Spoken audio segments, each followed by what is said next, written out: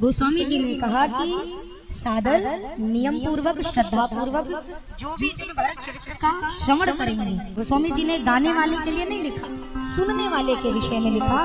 तुलसी जे सादर सुनहि, जो इस कथा को सादर सुनेंगे श्रद्धा पूर्वक, सिय राम पद प्रेम, उन्हें क्या प्राप्त होगा?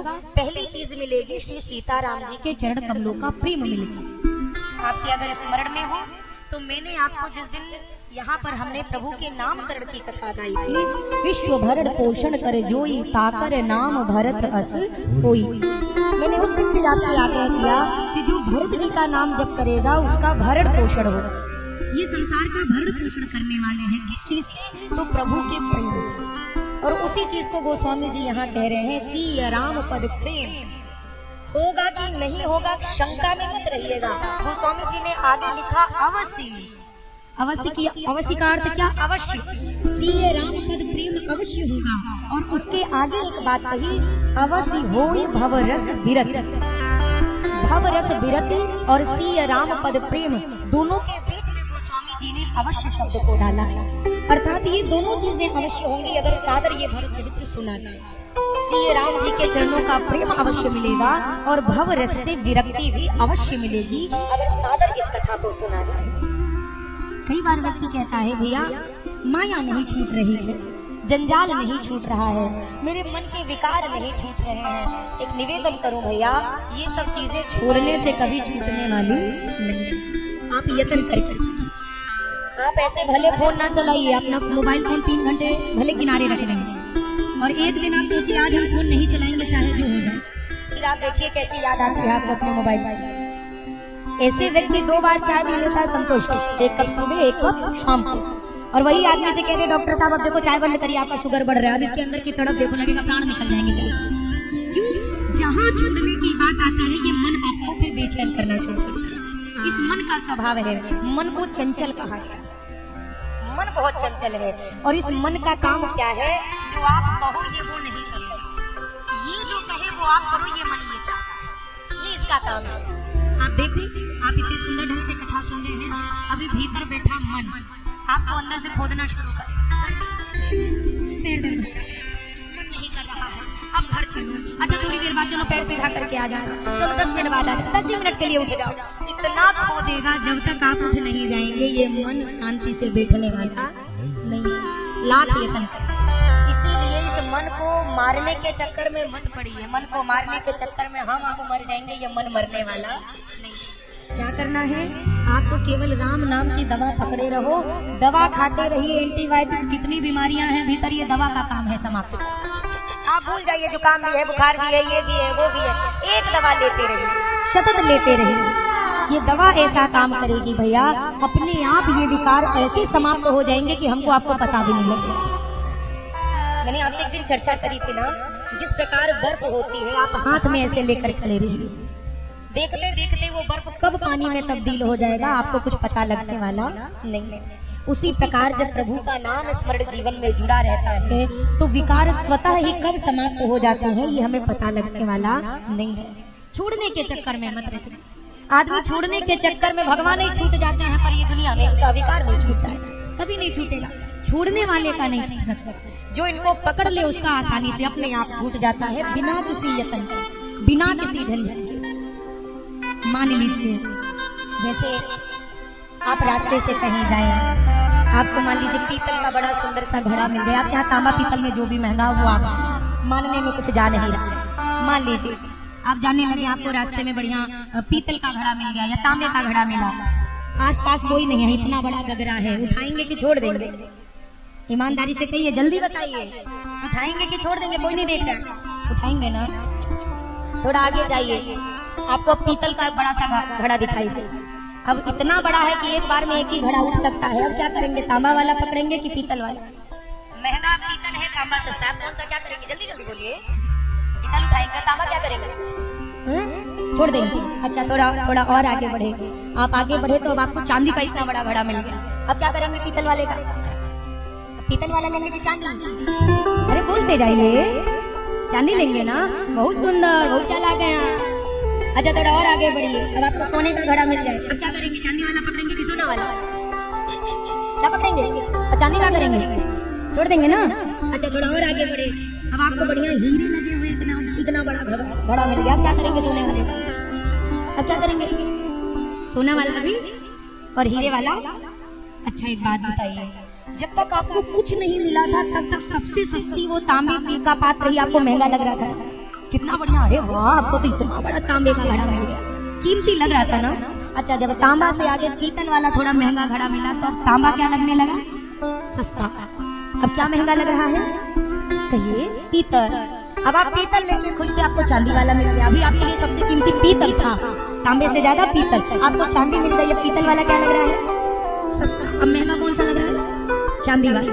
अच्छा चांदी लेके अभी आप खुश हुए जा रहे थे, अब आपको सोने का मिल गया। अब जो चांदी आपको महंगी लग रही थी वो चांदी सोने के आगे क्या लगने लगी? सस्ती। क्या महंगी लग रही है? सोना। थोड़ा और, अभी आपको लगा रही सोने का इतना बड़ा गागर, तब हीरा लगा हुआ गागर मिल गया। अब आपको सोना महंगा लग रहा है कि सस्ता? और क्या महंगा लग रहा है? हीरा। यानी जब आपको एक से अच्छी कोई दूसरी चीज मिल जाती है तो जो आपके लिए अब तक अच्छा था वो अपने आप छूट जाता है। आपसे क्या मैंने कहा तांबा वाला छोड़ो? क्या सोना छोड़ने की बात मैंने कही? क्या चांदी छोड़ने की बात किसी ने कही? आपने खुद छोड़ा। क्यों छोड़ा? जब उससे अच्छी और कीमती चीज आपको मिलती गई, आपके पीछे की चीजें अपने आप छूटती गई। जब तांबा मिला तो आपको लगा यही है, पीतल मिला तो तांबा छूटा, चांदी मिली तो पीतल छूटा, सोना मिला तो चांदी छूट गई, हीरा मिल गया तो ये सोना छूट गया। उसी प्रकार जिस दिन भगवान मिल गए ये सारे विकार अपने आप छूट गए।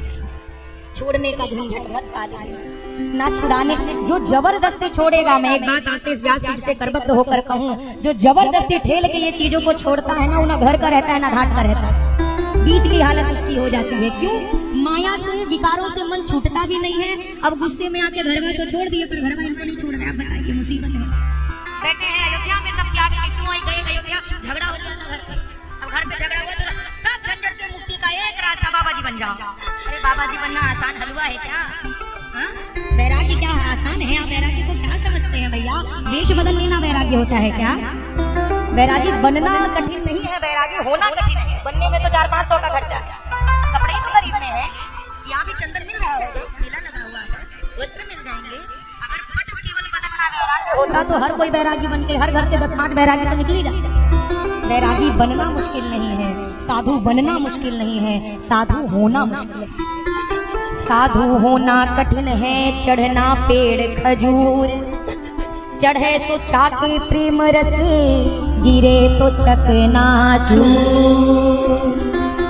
क्या लिखा? साधु होना कठिन है, बनना कठिन लिखा क्या? ये तो नहीं कहना कि साधु बनना कठिन है, साधु होना कठिन है। हमारे यहाँ हमारी सनातन संस्कृति में तन के वैराग्य से ज्यादा मन के वैराग्य को महत्व दिया गया। आप दर्शन करिए, विभीषण जी क्या वैरागी है क्या? लेकिन क्या कहा ठाकुर जी ने? तुम सारिखे संत प्रिय मोरे, धरो देह नहीं आन निहोरे। किससे कहा जा रहा है? सामने कोई संत नहीं है, ये तन से भले संत नहीं है पर मन से संत है। इस गृहस्थी में रहते हुए बहुत बढ़िया भजन हो सकता है। आप इतने फायदे वाली जिंदगी में हैं, आप विचार नहीं सकते। क्यों?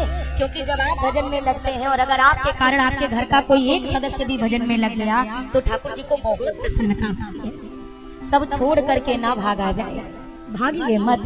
जहाँ है वही रह करके अपने राघव को, अपने इष्ट को याद करना शुरू करिए।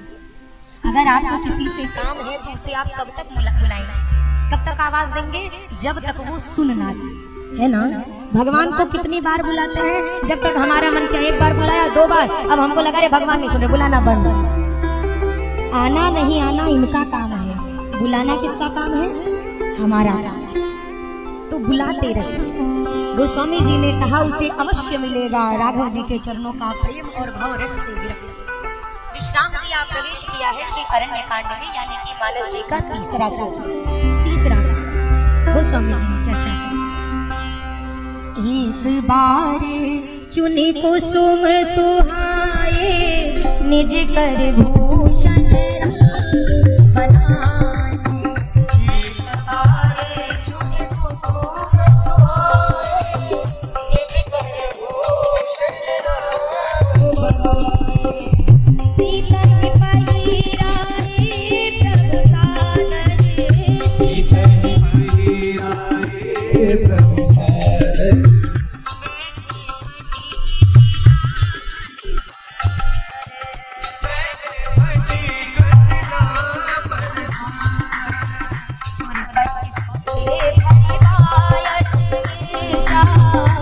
रघुपति सुत हरि मोहि सठ चाहसी रघुपति बल दीन्हा। सठ चाहसी रघुपति सीता चरण छूते हठ भागा, सीता मूढ़ वंदे मति कारण आगा, मूढ़ वंदे मति कारण आगा।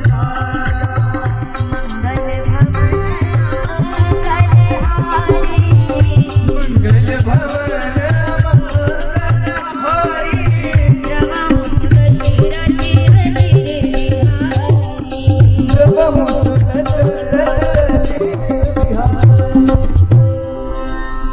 इस सोपान की कथा का आरंभ होता है प्रभु की एक बड़ी दिव्य लीला से। ऐसी लीला ना अभी तक दो सोपान में देखने को मिली है ना आज मिलेगी। कौन सी लीला? एक बार की बात है, लक्ष्मण भैया किसी सेवा के लिए कुटिया से दूर गए हैं और श्री सीताराम जी विराजमान हैं। इसी मध्याह्न क्या हुआ, राघव जी ने अपने हाथों से पुष्प चयन किए, फूल उतारे, पुष्प उतारे और पुष्पों का चयन करने के बाद प्रभु ने उन सारे पुष्पों को एकत्र करके उन पुष्पों के आभूषण तैयार किए। क्या क्या बनाया फूलों का? किशोरी जी के लिए फूलों की माला तैयार करी, फूलों का हार बनाया, कानों के कर्ण फूल बनाए, माथे का मांग टीका पुष्पों का बनाया, हाथों का कंगन पुष्पों का तैयार किया। कौन बना रहा है? राघव जी बना रहे हैं। सारे आभूषणों को प्रभु ने अपने हाथों से तैयार किया और अपने हाथों से ये पुष्पों का आभूषण तैयार करने के बाद सीतहि पहिराए प्रभु सार। इस प्रसंग में पति पत्नी के बीच के प्रेम का बड़ा सुंदर दर्शन हुआ है कि एक दंपति के बीच में कैसा प्रेम भाव होना चाहिए, बहुत सुंदर ढंग से अवलोकन कराया। मैंने आपसे पहले दिन कहा था कि मानस जी की कथा, हम जो जीवन जी रहे हैं, जिस समाज में बैठे हैं, रहते हैं, उन्हीं समाज के बीच में कैसा व्यवहार होना चाहिए, परिवार के बीच में कैसा व्यवहार हो, उन सभी प्रसंगों की कथा मानस जी में विराजमान है। हर एक संबंध की चर्चा है यहाँ पर। जैसे पति पत्नी का संबंध कितना सुंदर यहाँ पर दर्शन आया, मैया और राघव जी के प्रेम का आप दर्शन करो। किशोरी जी कौन? जिन्होंने अपने पति के पीछे सारे सुखों का त्याग करके जंगल में जाने का एक बार में निर्णय किया।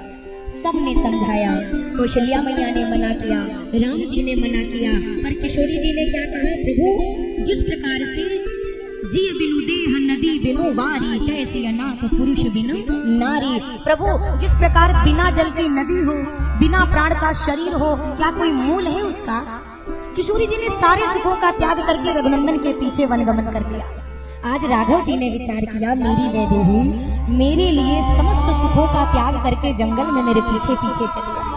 आज प्रभु के हृदय में इतना प्रेम उमड़ा, राघव जी ने विचार किया, अगर मेरी सिया ने मेरे लिए इतना किया है तो आज मुझे भी अपनी किशोरी का सम्मान करना चाहिए। प्रभु ने वो धन्यवाद ज्ञापित करने के लिए अपने हाथों से आभूषण बनाए और धारण कराया। हमारी संस्कृति में भैया कहा जाता है, पत्नी और पति एक रथ के दो पहिए हैं, दोनों में समानता है, दोनों के मध्य में आदर भी होना चाहिए, प्रेम भी होना चाहिए। अगर पत्नी पति का आदर कर रही है तो पति का भी यह धर्म बनता है वह पत्नी को भी आदर दे, प्रेम दे, दोनों एक दूसरे को सम्मान दे, प्रेम दे। ये दर्शन मानस में कई जगह कराया गया। आप दर्शन करिए शिव विवाह के दिन की कथा का। शिव विवाह के बाद जब विवाह को प्रांत पार्वती मैया आई तो आई और बाबा को प्रणाम किया। पार्वती भल अवसर दानी गई शंभु पहिमा तु भवानी। माँ गई प्रणाम किया, पत्नी ने प्रणाम किया तो स्वामी ने क्या व्यवहार किया, जानी प्रिया आदर अति कीन्हा, वाम भाग आसन हर दीन्हा। बाबा ने, माँ ने प्रणाम किया तो बाबा ने अति आदर दिया, अति आदर, थोड़ा बहुत नहीं, अति आदर प्रदान किया। और ध्यान से सब लोग सुनिए, गरबा में झगड़ा खाली यही नाते होता है क्योंकि आप समझ नहीं रहे, दोनों एक दूसरे की खोपड़ी नोचने में लगे हैं। वो कह रहा हम बड़े हैं, वो कह रहा हम कम है, और गृहस्थ चौपट है आज के समय। क्यों है? हमारे यहाँ कहा गया कि पति परमेश्वर होता है। सही बात है, ये कहिए, अरे पीछे वाले भी बोलो, आपने जुर्माना ठुका है का? कहिए, पति का होता है, होता है। पत्नी को पति का आदर, यानी कि जैसे जो पतिव्रता स्त्री होती है उसके लिए उसका पति ही सबसे बड़ा भगवान है, ये हमारी संस्कृति कहती है। अच्छा, पत्नी पति को परमेश्वर मान के सम्मान दे, अच्छी बात है, लेकिन अब पति देव खुद ही अपने को परमेश्वर मान लेते हैं, गृहस्थी बचेगी कि चली जाएगी? कहिए कहिए। अब पति कहे हम तो तुम्हारे परमेश्वर हैं, तो पत्नी भी 2 अगरबत्ती दिखा के घरे बैठाएगी, तुम मंदिर में बैठो, फिर तुम्हारा और दोनों काम धंधा की जरूरत, फिर कई बार मिश्री और मूंगफली का भोग भी लगेगा। आप परमेश्वर का स्थान हमारी संस्कृति ने आपको दिया, आपकी पत्नी वो सम्मान करेगी, अच्छी बात है, पर आप स्वयं को परमेश्वर मानकर अपनी पत्नी से कहें हम तुम्हारे परमेश्वर हैं, हमारी पूजा करो, गृहस्थी आपकी बचने वाली नहीं है। आप मानिए, हमारे यहाँ एक रथ के 2 पहिए, अगर एक पहिया भी छोटा बड़ा हो जाए तो फिर गाड़ी यूं यूं चलेगी, वो बराबर चलने वाली नहीं है। कई लोग मुझसे कहते हैं बार बार, अनुसुईया प्रसंग सुनाई नहीं, अनुसुईया अपने मूल कथा छोड़ दो। अनुसुईया प्रसंग में बड़े सुंदर ढंग से वर्णन किया गया कि पति चाहे जैसा हो, रोगी हो, धन से हीन हो, व्यवहार से हीन हो, क्रोधी हो, जड़ हो, और पत्नी को सम्मान करना चाहिए। और यही बात पुरुष वर्ग अगर लेके बैठ जाए तो क्या आपका कर्तव्य अत्री बनने का नहीं होता है? अगर स्त्री का कर्तव्य है अनुसुईया बनने का, तो पुरुष का वर्ग का भी तो कर्तव्य है अत्री जी जैसा आचरण व्यवहार करे। अगर पुरुष चाहे मेरी पत्नी सीता बने, तो क्या सीता जी जो बनेंगी वो धर्म पत्नी नहीं चाहेगी मेरा पति राम जैसा व्यवहार करे? आप एक पलड़े पर रखकर कोई निर्णय नहीं ले सकते हैं। आप दोनों को अपने गृहस्थ आश्रम में इतना सामंजस्य रखना चाहिए। पहली चीज, 2 के बीच में कभी तीसरे को बोलने का स्थान मत दीजिए, चाहे ससुराल हो चाहे मायका हो, मैं दोनों पक्ष की बात करूं। अगर बात बिगड़ी है पति पत्नी के बीच, तो जिसने बिगाड़ा है उन्हीं को बैठकर सुलझाना चाहिए। जब बाहर के लोग आकर अपना मत प्रवेश कराते हैं, अब ये संबंध बनता नहीं है, ये बिगड़ता जाता है, ये जरूर बिगड़ेगा। किसी तीसरे को बोलने का स्थान मत दीजिए किसी संबंध में। 2 आप दर्शन करिए, कल परसों का प्रसंग है, जब निषाद राज जी ने कहा कैके नंदनी मंदमती कुटिल कठिन प्रण की, यद्यपि लक्ष्मण जी भी कैके मैया से क्रोध में हैं, जब निकले अयोध्या से क्रोध में निकले, महाराज से भी क्रोध में है, लेकिन जब निषाद राज जी ने कैके मैया को कुछ बोला ना, तो लक्ष्मण जी ने अपने पास तुरंत बुलाकर बिठाया और कहा क्या कहा आपने? बोला कैकेयी जी ने दुख दिया। लक्ष्मण जी ने बहुत सुंदर ज्ञान उपदेश करा है, किसी ने दुख नहीं दिया है सखा, काहू न को सुख दुख कर दाता, निज कृत कर्म भोग सब भ्राता, तीसरे को बोलने का मौका मत दिया जाए। दोनों एक दूसरे के प्रति जो कार्य करते हैं, पति कहता है तुम क्या करती हो, पत्नी विचार कर ले आप क्या करते हैं। अब यहाँ पर जब अपने आप जीवन का जब तक दर्शन नहीं करेंगे तब तक बात नहीं होगी। हम सोचे आप सुधर जाएं, आप सोचे ये सुधर जाएं, ये सोचे फिर से कि हम सुधर जाएं, कौन सुधरा? तीनों में से कौन सही है? और आज के समय में घर में यही समस्या है, हम ये देखते हैं कि सामने वाला मेरे लिए क्या कर रहा है। आप ये देखना शुरू करिए कि मैं सामने वाले के लिए क्या कर रही हूँ या क्या कर रहा हूँ। जब आप अपने जीवन का अवलोकन करेंगे और प्रत्येक व्यक्ति ये कार्य करने लगे, आपके घर में राम राज्य जैसा सुख होगा। जब अपने अपने व्यवहार का दर्शन करेंगे, हम और आप दूसरे के व्यवहार का दर्शन कर रहे हैं, अगले ने क्या किया मेरे लिए, और यही कारण है कि हमारे और हमारे परिवार के बीच मतभेद शुरू होते हैं। पत्नी कभी कभी गुस्साएगी तो कहेगी कभी एक साड़ी भी दिलाई है, कभी एक भी दिलाया, कब का दिलाया था, कितने दिन हो गए, इस पे झगड़ा। फिर पति देव भी बरसते हैं, घरवा में बैठे बैठे करती क्या हो तुम 24 घंटा, खाली ही तो रहती हो पत्नी घर। अब ये चलेगा, यहाँ पर आप दाम्पत्य जीवन का दर्शन करिए। मेरी किशोरी जी जब पीछे पीछे चली आई कि प्रभु मेरी माँ ने कहा है कि सिया सुख हो या दुख हो सब सहना बेटी बन करके राघव की परछाई। ये सुनैना अम्मा की शिक्षा है और किशोरी जी ने वही कार्य किया। तो आज रघुनंदन ने खूब सुंदर ढंग से आभूषण तैयार किए, माँ को धारण कराया और इतने आनंद के साथ दोनों विराजे ही थे। इस लीला का दर्शन ऊपर खड़े हुए देवता कर रहे हैं। प्रथम बार ऐसी लीला राघव जी के लिए आई। देवगढ़ आकाश में खड़े होकर ये लीला देखने लगे। जब दर्शन करने लगे, उन्हीं देवताओं के मध्य में इंद्र देव का पुत्र खड़ा है जिसका नाम है जयंत। जयंत ने जब प्रभु की यह लीला देखी, यह व्यवहार देखा, तो जयंत को लगा ये भगवान है। अरे भगवान भला अपनी पत्नी को सजाएंगे क्या? ब्रह्म भी ऐसी लीला करेगा? भगवान क्या श्रृंगार करते बैठेंगे अपनी धर्म पत्नी का? नहीं नहीं नहीं, ये भगवान नहीं हो सकता। भगवान बुद्धि का विषय है ही नहीं। जब कोई भगवान में बुद्धि लगाना शुरू करता है तो वहीं से उसका मामला बिगड़ने लगता है। जब नाश मनुष्य का चाहता है पहले विवेक मर जाता है। हमारे यहाँ कहावत है ना कि विनाश काले विपरीत बुद्धि। जयंत के हृदय में क्या बात है? ये भगवान नहीं है। अच्छा ये भगवान है, अभी जाता हूँ इनकी परीक्षा लेकर आऊंगा। और परीक्षा लेने के लिए जयंत चला कौवा बनके। क्या बन के गया? बोल दे काग बनकर, कौवा बनकर। सोचो भगवान की परीक्षा लेने जा रहा है, ये मुर्गा बन के जा रहा है। गोस्वामी जी ने यहाँ लिखा, आज ऐसा लग रहा है जैसे एक चींटी समुद्र के जल की थाह पाने के लिए चली। पाएगी क्या था? एक चींटी सोचे आज हम जाएंगे गहराई नाप के आएंगे, समुद्र में कितना पानी है, ना पाएगी। समुद्र की गहराई छोड़ दो, बाहर जो रेता होता है ना, रेत वही में हेरा जाएगी, भीतर कहाँ से जाएगी? ये चला। इसने क्या किया? मूर्ख ने सिया जी के चरणों में चोंच से प्रहार किया और भाग गया। सीता चरण चोंच हती भागा, चरणों में प्रहार किया, भाग गया। पर ये तो जननी है ना, किशोरी जी तो जगत जननी है, माँ है। बच्चा कितना भी नालायक हो जाए पर माँ कभी अपने बच्चे का साथ नहीं छोड़ती। किशोरी जी ने राम जी से नहीं बताया कि जयंत ने मुझे चोट पहुंचाई और भाग गया, मौन रहे। माँ तो मौन नहीं, पर माँ के चरणों से रक्त की जो धारा बह चली, वो रक्त धारा राघव जी के चरणों तक पहुंच गई। उस रक्त धारा ने प्रभु को सारी कथा स्पष्ट कर दी। प्रभु ने तुरंत देखा, इस मूर्ख जयंत ने मेरी किशोरी को हानि पहुंचाई, वो भी मेरा बल देखने के लिए, तो इसको मैं अपना बल दिखाता।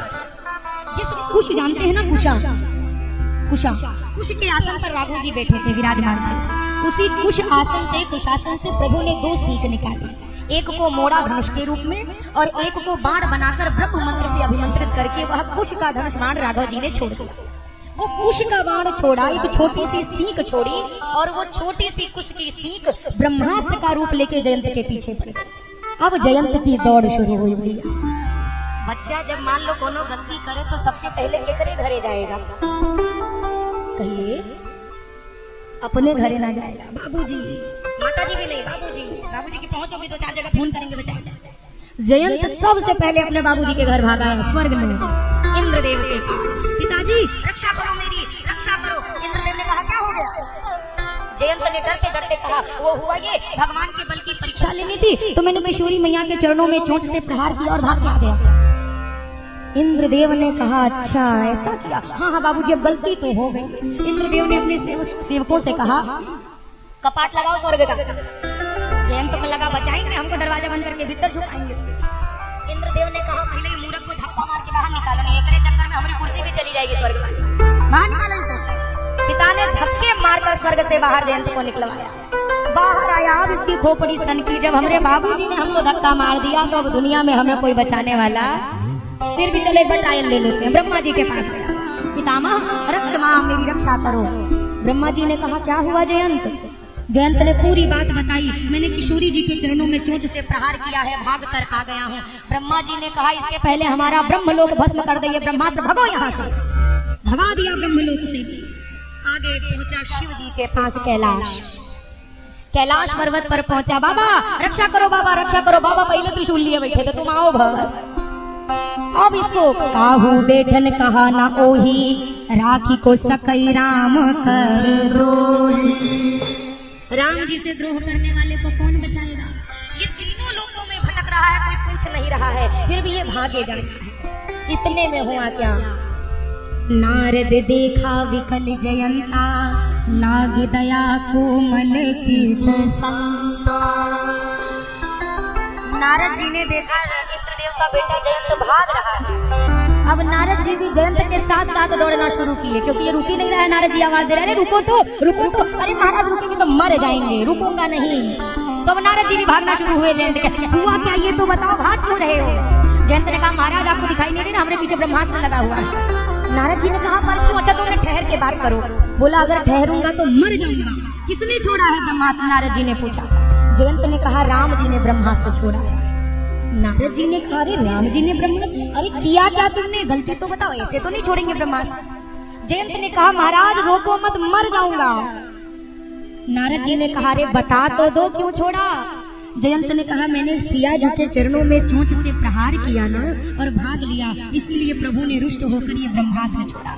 नारद जी ने कहा अरे मूर्ख, और तुम भाग रहे हो, तुम्हें लगता है कि तुम भागोगे और तुम प्रभु के ब्रह्मास्त्र से बच जाओगे? अरे 3 लोक में क्या जयंत, तुम अनंत कोटि ब्रह्मांड में भी दौड़ लगाओगे ना, फिर भी प्रभु के इस ब्रह्मास्त्र से तुम बचने वाले। जयंत ने कहा हमहू को पता है कि अब हम बचेंगे नहीं, जब हमारे बाबूजी ने हमको निकाला था तब वही जान गए थे, लेकिन जब तक भाग पा रहे हैं तब तक तो भाग रहे हैं। और महाराज जी प्रवचन सुनने का समय अभी हमारे पास नहीं है, मृत्यु हमारे खोपड़ी पे नाच रही है, मुझे पता है मैं नहीं बचूंगा। नारद जी ने कहा बिल्कुल नहीं बच पाओगे। अरे पूरा दुनिया मारती है तो राम बचाते हैं, तुम्हें तो राम ने मारा है, तुम्हें कौन बचाएगा? कहो कहो, दुनिया से कोई व्यक्ति हारता है तो राम जी की चौखट पे जाता है, और जो राम जी की चौखट से हार जाए, लौट जाए प्रभु जिससे मुख मोड़ ले, वो किसकी चौखट पे जाएगा?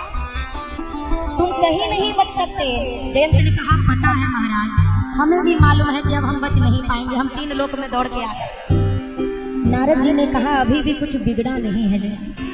अच्छा, ये ब्रह्मास्त्र हमारे पीछे पड़ा है कि आपके पीछे पड़ा है? हम दौड़ रहे हैं 3 घंटा से कि आप दौड़ रहे हैं? प्रवचन बता रहे हैं महाराज जी, यहाँ हम दौड़ दौड़ के मर गए और आप कह रहे हो कि नहीं नहीं अभी कुछ बिगड़ा नहीं है। नारद जी ने कहा हाँ जयंत, मुझे लगता है ना ये ब्रह्मास्त्र तुम्हें मारना नहीं चाहता। जयंत ने कहा मारना नहीं चाहता तो दौड़ा काहे रहा है? नारद जी ने कहा क्योंकि ये तुम्हें सही ठिकाने तक पहुंचाना चाहता है, ये तुम्हें सही जगह पहुंचाना चाहता है जयंत। अगर ये मारना चाहता तो तुमको 3 लोक में भागने का अवसर मिलता। अरे जो राम जी ने मारीच को बिना भर का बाण मारा और वो बक्सर से समुद्र के उस पार जाकर गिरा मॉरिशस के पास, तुमको या क्या प्रभु 3 लोक में भागने का मौका देते? ये मारना नहीं चाहता। तुम जब रुक रहे हो, जहाँ जहाँ रुक रहे हो, ये ब्रह्मास्त्र तुम्हारे पीछे रुक रहा है। अभी पलट कर देखो कहाँ है। जयंत ने पीछे मुड़कर देखा, हाँ महाराज जी तो खड़ा है पीछे। बोला इसीलिए खड़ा है क्योंकि मारना नहीं चाहता। जयंत ने कहा तो क्यों दौड़ा रहा है? बोला ये ब्रह्मास्त्र तुमसे कह रहा है जयंत कि जयंत तुमने राम जी का विरोध किया है, तुम 3 लोक में क्या कई कल्पों तक लोकों में भटकते रहोगे, पर जब तक राम की शरण में नहीं जाओगे तुम्हारी रक्षा होने वाली। जयंत ने कहा अच्छा, उनका अपराध किया, उनके पास गया तो वो क्या मान जाएंगे? बोला यही तो मेरे राघव जी का स्वभाव है जयंत, दुनिया में और रघुनंदन में यही तो फर्क है। तुम्हें क्या लगता है क्या प्रभु स्वीकारेंगे नहीं? बोला पर जाकर कहूंगा क्या? नारद जी ने कहा जाना तो प्रभु से कह देना। क्या कह देना? कि प्रभु आपकी शरण में आया। बोला प्रभु मान जाएंगे? बोला अरे तुम जा करके तो देखो, ये वो दरबार है जहाँ से कभी इनकार होने वाला नहीं है। जयंत पहुंचा, राघव जी के चरणों में अपना मस्तक रख दिया जयंत ने मस्तक रखा। राघव जी ने कहा क्यों आए हो? एक बार अभी आकर गए हो, धृष्टता करी है, दोबारा क्यों चले आए? जयंत ने कहा हाथ जोड़कर प्रभु पहली बार आया था, आपका प्रभाव देखना चाहता था। राम जी ने कहा प्रभाव नजर आया थोड़ा बहुत? जयंत ने कहा अरे सरकार थोड़ा नहीं, अतुलित बल अतुलित प्रभुताई, मैं मति मंद जान नहीं पाई। अतुलित बल है प्रभु, आपकी प्रभुता अतुलित है, मैं मूर्ख समझ न सका।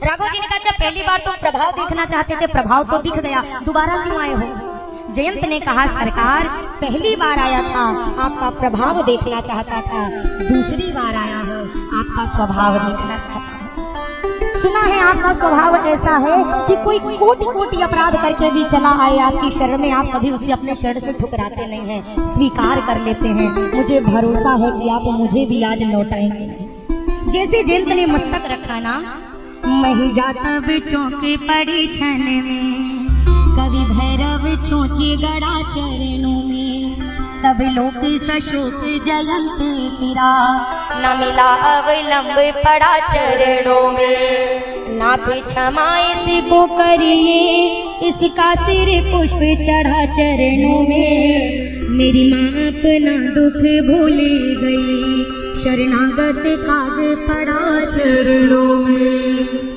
जैसे देखा ना जयंत को, काग को चरणों में पड़े, मेरी किशोरी मैया उठी और उस काग को ले जाकर राघव जी की गोद में बिठा दिया। प्रभु बच्चा है, बच्चे तो गलती करते रहते हैं, हम इनके माता पिता हैं, अगर हम इनसे रुष्ट हो जाएंगे तो फिर इनका जीवन कैसे सुधरेगा, क्षमा कर दो। ये माँ का स्वभाव है, ये सिया जो का, ये मेरी किशोरी मैया का स्वभाव है। और मैंने आपसे प्रथम दिन भी कहा, विवाह के दिन भी कहा कि आप बड़े भाग्यशाली हो भैया कि आप भक्ति की छाया में बैठे। हम तो राम जी के पास हैं, राम जी के धराधाम पर हैं, पर आपको पता है राम जी के दरवाजे पर जाने के लिए, राम जी से मिलने के लिए बड़ी शर्तें हैं। जैसे आप राम जी से मिलने के लिए जाएंगे ना तो उनके दरवाजे पर ही इतना बड़ा बोर्ड टंगा हुआ है। जैसे आजकल आमतौर लोगों के घर के सामने बोर्ड लगा होता है ना, कुत्तों से सावधान होता है ना, आदमी डरा के ना देखो काट फूट लिया तो अलग मरेंगे, सावधान अंदर खतरनाक जानवर रहते हो। पहले किसने कितनी अच्छी चीजें थी ना, द्वार द्वार पर लिखा होता था सुस्वागतम, शुभ लाभ, प्रभु का नाम, तुलसी जी का बिरवा चौरा, कितनी सुंदर। अब पहले आपने इतना बड़का बोर्ड लगा दिया है, सावधान भीतर खतरनाक जानवर है। अब आदमी कहाँ भीतर जाएगा तुम्हारे घर? कौन भिक्षुक जाएगा, कौन साधु जाएगा? आप बताओ। जाएगा किसी को प्राण देना है अपना तुम्हारे कुकुर से कटवा के? अरे रखिए, पर अपनी संस्कृति को मत भूलिए, अपनी सभ्यता को मत भूलिए। यहाँ पर दर्शन करिए, कितने सुंदर ढंग से गोस्वामी जी ने वर्णन किया। राम जी के पास जाओ तो राम जी को पाने के लिए थोड़ा नियम कानून है।